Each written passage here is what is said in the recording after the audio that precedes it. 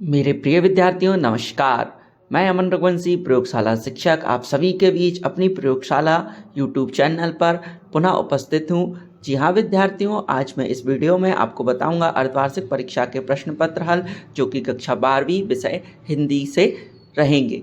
जैसा कि मैंने कहा, कक्षा 12वीं अर्धवार्षिक परीक्षा 2024-25 जो हिंदी विषय का पेपर था वह आप सभी विद्यार्थियों का पूर्ण हो चुका है, जिसमें हमारा पहला प्रश्न है निम्नलिखित वाक्यों के लिए सही विकल्प का चयन कीजिए। जी हाँ विद्यार्थियों, निम्नलिखित वाक्यों के लिए हमें सही विकल्प का चयन करना है। तो पहला इसमें विकल्प है धूत कहो अवधूत कहो खालिस्तान किसकी पंक्तियां हैं।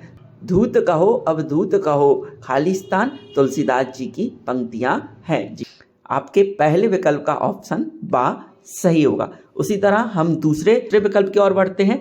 चित्त की उत्तेजना वृत्ति से संबंध है। चित्त की उत्तेजना वृत्ति ओज गुण। जी हाँ, आपका ऑप्शन नंबर सा सही होगा। ओज गुण से चित्त की उत्तेजना वृत्ति से संबंध होता है, ओज गुण से। ऑप्शन नंबर सा। तीसरा नंबर का विकल्प है कवि तुलसीदास ने सरीस के फूल को माना है। कवि तुलसीदास ने सरीस के फूल को कोमल माना है। जी, ऑप्शन नंबर बा कोमल। कवि तुलसीदास ने सरीस के फूल को कोमल माना है। विकल्प नंबर 4 नाभिक एक है। विकल्प नंबर 4 का ऑप्शन नंबर दा तकनीकी शब्द। नाभिक जो है वो तकनीकी शब्द है। विकल्प नंबर 5 मराठी भाषा में लिखी जूझ कहानी का हिंदी अनुवाद क्या है। तो इस विकल्प नंबर 5 में बा ऑप्शन मराठी भाषा में लिखी जूझ कहानी का हिंदी अनुवाद केशव प्रथम वीर ने किया है। मराठी भाषा में लिखी जूझ कहानी का हिंदी अनुवाद केशव प्रथम वीर ने किया है। ऑप्शन नंबर बा सही होगा आपका विकल्प 5वें का।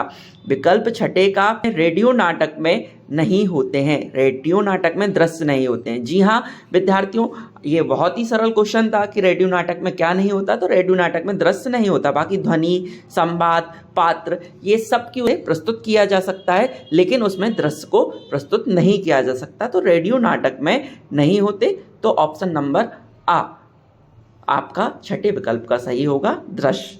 ठीक है विद्यार्थियों, अब हम आगे बढ़ते हैं हमारे रिक्त स्थान पर जो कि हमारे तीसरे पेज पर हैं। तो हमारा पहला रिक्त स्थान है काली सिल पर लाल पीसी गई थी। तो काली सिर पर लाल क्या पीसी गई थी खालिस्तान में? केसर। जी हाँ, लाल कलर की केसर होती है, पत्ती तो हरे कलर की होती हैं। आप यहाँ से भी एक लॉजिक लगा सकते हैं कि काली सिर पर लाल कलर की केसर पीसी जाएगी। अन्य कोई ऑप्शन नहीं था। हरी पत्ती होती है और केसर लाल होती है। आप यहाँ से लॉजिक लगा सकते थे कि लाल क्या पीसी गई होगी, तो केसर। जी हाँ, दूसरा हमारा विकल्प है मधुर गुण में वर्णों की प्रधानता होती है। तो मधुर गुण में वर्णों की प्रधानता कोमल ही होगी।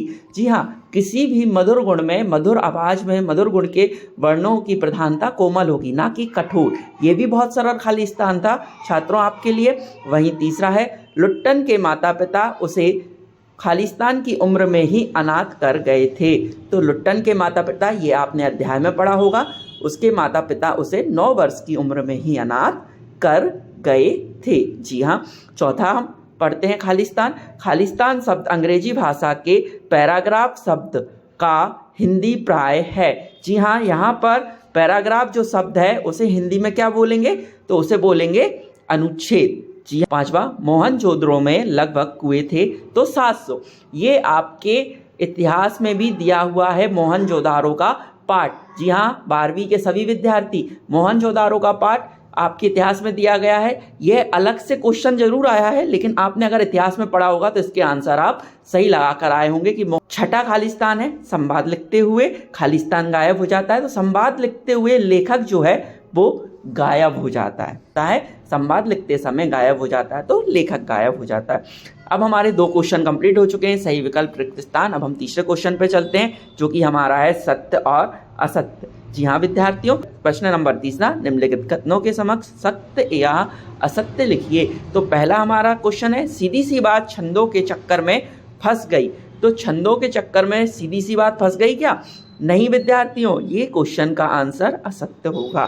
सीधी सी बात छंदों के चक्कर में फंस गई, ये हमारा आंसर असत्य होगा। दूसरा है दुर्मिल सवैया का दूसरा नाम चंद्रकला भी है। तो दुर्मिल सवैया का दूसरा नाम चंद्रकला है, यह भी आपने पाठ में पढ़ा होगा, ये सत्य है। पहला असत्य। तीसरा है परचेजिंग पावर का अर्थ क्रय शक्ति होता है। जी हाँ, सत्य है, परचेजिंग पावर का अर्थ क्रय शक्ति ही होता है। चौथा है शब्दों के सार्थक समूह को वाक्य नहीं कहते हैं। शब्दों के सार्थक समूह को वाक्य नहीं कहते, ये असत्य है। पांचवा, यशोधर बाबू पुराने रीति रिवाजों को पसंद नहीं करते थे, ये भी आपका क्वेश्चन असत्य है। यशोधर बाबू आपने किताब में पढ़ा होगा, पुराने रीति रिवाजों को मानते थे या नहीं मानते थे, इसमें दिया है यशोधर बाबू पुराने रीति रिवाजों को पसंद नहीं करते थे। पांचवा सत्य है, जबकि ये पूर्णतः असत्य है। छठा है कहानी का केंद्रीय बिंदु कथनांक होता है, यह सही है। कहानी का जो केंद्रीय बिंदु होता है वो कथनांक होता है। अब हम आते हैं सही जोड़ी पे। सही जोड़ी में छात्रों हम देखते हैं बिहारी सतसई। बिहारी सतसई मुक्तक काव्य, जी हाँ, बिहारी सतसई ने मुक्तक काव्य लिखा था, जो आपका गा ऑप्शन है सही जोड़ी में, वो पहले का आंसर है। उधर दूसरा हम देखते हैं सही जोड़ी में पतंग में आलोक धनबा। जी हाँ, आलोक धनबा से मिलता जुलता है, तो सही जोड़ी में पतंग जो होगी वो आलोक धनबा, ऑप्शन नंबर छा छतरी वाला, ठीक है। तीसरा नंबर इंद्रसेना। इंद्रसेना में वो मेंढक मंडली, जी हाँ, ऑप्शन नंबर डा मेंढक मंडली। चौथा है शमशेर बहादुर सिंह। शमशेर बहादुर का प्रयोगवादी, ठीक है छात्रों, जोड़ी होगी शमशेर बहादुर की प्रयोगवादी, जिसका ऑप्शन होगा खा। पांचवा है शब्द युग्म, तो पांचवे की जोड़ी होगी खा, ऑप्शन नंबर जोड़ा। जोड़े को शब्द युग्म बोला जाता है। तो छठे की जो जोड़ी है आपकी सिल्वर बेंडिंग, वो मनोहर श्याम जोशी। जी हाँ, जोड़ी यहाँ पर ही मिल जाएगी आपको सीधी ही, मनोहर श्याम जोशी। सातवां है समाचार लेखन, तो समाचार लेखन, तो ऑप्शन नंबर घ उल्टा पिरामिड शैली। उल्टा पिरामिड शैली आपका सातवें का ऑप्शन नंबर घ, ये आंसर होगा।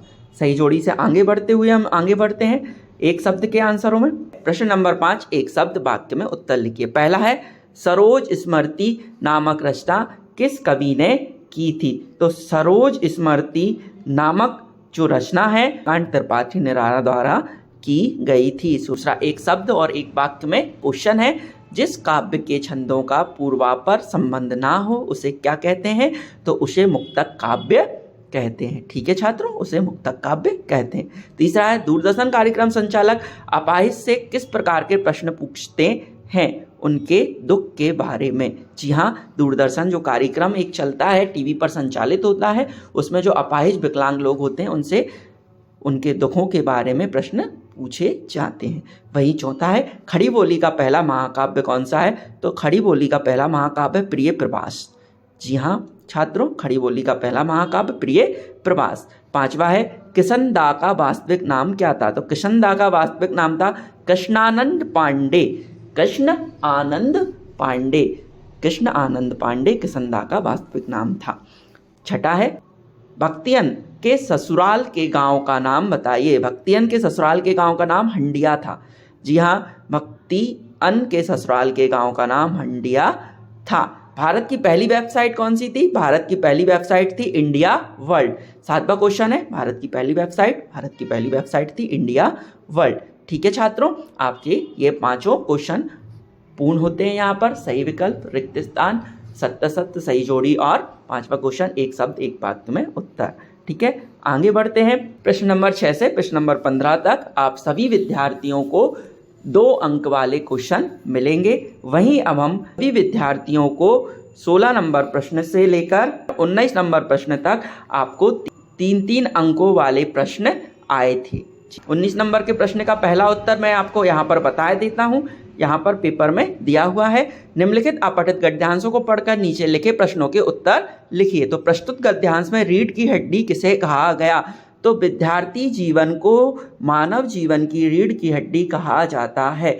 जी हाँ छात्रों, अपठित गद्यांश का मतलब आपको इंग्लिश में ऐसे ही पैसे जाते हैं जो हिंदी में अपठित गद्यांश के रूप में दिए जाते हैं। तो अपठित गद्यांश का मतलब आपको उसी में से पढ़कर जो नीचे प्रश्न दिए होते हैं उनके आंसर देना होते हैं। तो पहला प्रश्न है प्रस्तुत गद्यांश में रीढ़ की हड्डी किसे कहा गया है? तो विद्यार्थी जीवन को मानव जीवन की रीढ़ की हड्डी कहा जाता है। जो आपका जीवन है वो अभी आपका रीढ़ की हड्डी का जीवन है, यह मान के चलिए। ठीक है। दूसरा है सभ्य नागरिक बनने के लिए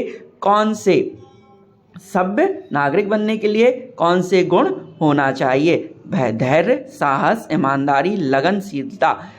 धैर्य, साहस, ईमानदारी और लगनशीलता। सभ्य आदमी बनने के लिए आपको धैर्य, साहस, ईमानदारी और लगनशीलता जैसे गुण होना चाहिए। वहीं तीसरा क्वेश्चन है प्रस्तुत गद्यांश का उचित शीर्षक लिखिए। विद्यार्थी जीवन नियमबद्ध और अनुशासित रहता है। विद्यार्थी जो जीवन है वो नियमबद्ध और अनुशासित रहता है। जी हाँ छात्रों, कितनी प्यारी बात दी हुई है यहाँ पर कि विद्यार्थी जीवन नियमबद्ध रहता है। जी, नियमों पे चलता है। आप सभी के लिए ये बहुत ही प्रशंसनीय बात है कि आपके लिए ऐसा विद्यार्थी से रिलेटिव आपठित गद्यांश आपके बीच आया। क्वेश्चन नंबर 20 है निम्नलिखित पद्यांश की संदर्भ प्रसंग सहित व्याख्या कीजिए। कि व्याख्या तो करनी थी लेकिन सबसे पहले आपको प्रसंग और संदर्भ लिखना था। तो संदर्भ में क्या आता है कि यह पाठ कहाँ से लिया गया है? तो यह पाठ लिया गया है लक्ष्मण मूर्छा और राम विलाप से लिया गया है और इसके कवि कौन है? तुलसीदास जी हैं। संदर्भ में आपको ये लिखना रहता है यह पाठ पुस्तक के रुबैया से लिया गया है और कवि का नाम है फिराक गोरखपुरी। ठीक है। अब हम 20वें क्वेश्चन पे चलते हैं। तो 20वां क्वेश्चन भी 4 नंबर का है। 19वें से लेकर 23वें क्वेश्चन तक आपके 4 नंबर के अंक वाले प्रश्न हैं। तो 20वां जो प्रश्न है वो है निम्नलिखित गद्यांश को संदर्भ एवं प्रसंग सहित व्याख्या कीजिए। तो संदर्भ है पाठ्य पुस्तक का गद्यांश बाजार दर्शन से लिया गया है। इसके लेखक जैनेन्द्र कुमार हैं। गद्यांश कहाँ से लिया गया है? बाजार दर्शन हमारी पाठ्य पुस्तक के बाजार दर्शन से लिया गया है। इसके लेखक जैनेन्द्र कुमार हैं। साथ ही वहीं अथवा में देखते हैं हमारे पाठ वीर भारतीय काले मेघा पानी दें पाठ से लिया गया और लेखक का नाम है भी पाठ होगा काले मेघा पानी नाम से उस पाठ से ये लिया गया है और इसके लेखक हैं धर्मवीर भारतीय। जी हाँ छात्रों, आपको गद्यांश पद्यांश समझ में आए होंगे कि किस पाठ से आए थे, किस लेखक ने दिए थे और यही इनके संदर्भ होते हैं। मैं आशा करता हूँ आप सभी विद्यार्थियों का हिंदी का पेपर 100% अच्छा रहा होगा और इसमें आपके 100% अंक भी आएंगे। आप सभी विद्यार्थियों को आगामी वार्षिक परीक्षा की बहुत बहुत शुभकामनाएं। आप सभी पढ़ते रहें और निखरते रहें। धन्यवाद।